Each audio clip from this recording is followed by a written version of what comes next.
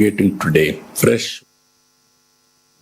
BJP B R Ambedkar రాసిన రాజ్యాంగాన్ని గౌరవించే పార్టీ అని ఎంపీ రఘునందన్ రావు అన్నారు. రాజ్యాంగం మతపరమైన రిజర్వేషన్లకు వ్యతిరేకమని వివరించారు. సిద్దిపేట జిల్లా గజ్వేల్ పట్టణంలో ఎంపీ రఘునందన్ ఆధ్వర్యంలో బీజేపీలో పలు పార్టీల నాయకులు కార్యకర్తలు చేరారు.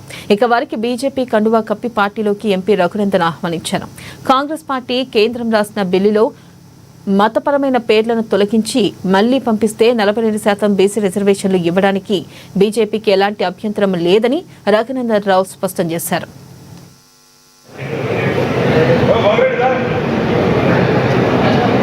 ఒకటి సూటి ప్రశ్న ఈ రాష్ట్ర ముఖ్యమంత్రి రేవంత్ రెడ్డి గారు కూడా ఒక సూటి ప్రశ్న. Bharatiya Janata party doctor BR Ambedkar గారు రాసినటువంటి రాజ్యాంగాన్ని గౌరవించేటువంటి పార్టీ. డాక్టర్ బిఆర్ అంబేద్కర్ గారు రాసినటువంటి రాజ్యాంగం మతపరమైనటువంటి రిజర్వేషన్లకు వ్యతిరేకమని చెప్పి చాలా స్పష్టంగా రాజ్యాంగం చెప్పింది. కాబట్టి కాంగ్రెస్ పార్టీ కేంద్ర ప్రభుత్వానికి పంపించినటువంటి బిల్లులోంచి మతపరమైనటువంటి రిజర్వేషన్లను తొలగించి మళ్లీ పంపిస్తే 42% బీసీ బిల్లుకి ఆమోదం చెప్పడానికి భారత ప్రభుత్వానికి ఎట్లాంటి ఇబ్బంది లేదనేది వాస్తవం. భారత ప్రభుత్వం నరేంద్ర మోడీ గారి నాయకత్వంలో 100% బీసీలకి, ఎస్సీలకి, ఎస్టీలకి, మైనార్టీలకి, మహిళలకి కేంద్ర కేబినెట్ లోపల అవకాశాన్ని కల్పించింది. ఒకవేళ బీసీల పట్ల రేవంత్ రెడ్డి గారికో రాహుల్ గాంధీ గారికో చిత్తశుద్ధి ఉంటే ఎవరు ఎంత ఉంటే వాళ్ళకు అంతా అని చెప్పి రాహుల్ గాంధీ గారు పార్లమెంట్ లో మాట్లాడారు. కాబట్టి రేవంత్ రెడ్డి గారు, నేను మిమ్మల్ని సూటిగా ఒక ప్రశ్న అడగదలుచుకున్నా.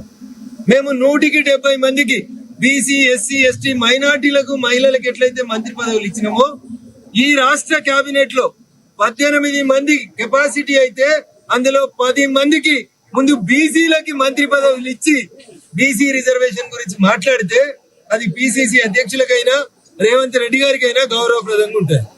ఎన్నికలు జరుగుతాయో జరగని సర్పంచ్లకి, ఎంపీటీసీలకి, జడ్పీటీసీలకి రిజర్వేషన్లు ఇస్తామని సంకలు గుద్దుకోవడం కాదు.